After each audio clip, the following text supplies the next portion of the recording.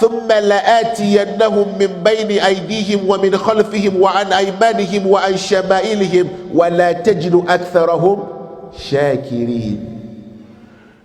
Iblis, the cursed one, he said to Allah, I will approach the sons of Adam in the front and behind, the right and the left, and you will not find most of them thankful.